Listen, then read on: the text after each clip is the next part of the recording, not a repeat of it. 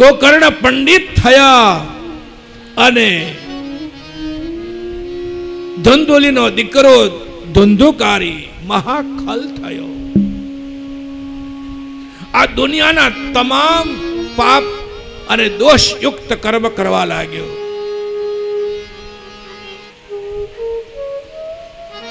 મોટો થતા જ પોતાના પિતાની સંપત્તિ હડપવા લાગ્યો. પોતાની માને મારવા લાગ્યો. આવું વર્ણન છે ભાગવતજીમાં. આત્મા દેવનો દીકરો ધંધુકારી પોતાના મા બાપ ઉપર હાથ ઉપાડ્યો છે. અરે બા બહેન, ભાગવતની કથાના માધ્યમથી જ્યાં જ્યાં જવાનું થયું છે, અનેક દેશોમાં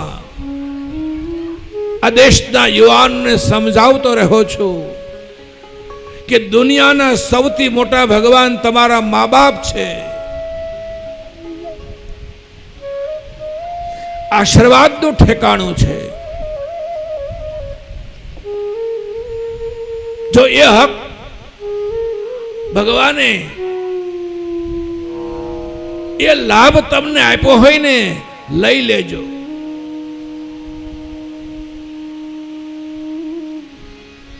જેને એક વખત મા બાપના આશીર્વાદ મળી ગયા ને, એને બહુ યાત્રાઓ પણ કરવાની જરૂર નહીં. એક વાક્યમાં પૂરો સાર. દુનિયાના કોઈ મા બાપ ક્યારે પણ પોતાના સંતાનોને બદદુઆ આપતા નથી. ક્યારેય ના આપે. છતાં પણ તમારા વધારે પડતા ખરાબ વર્તનથી જો મા બાપનું હૃદય દુભાય અને એકાદી આહ નીકળી જાય તો દુનિયાનો કોઈ ભગવાન બચાવી પણ ન શકે.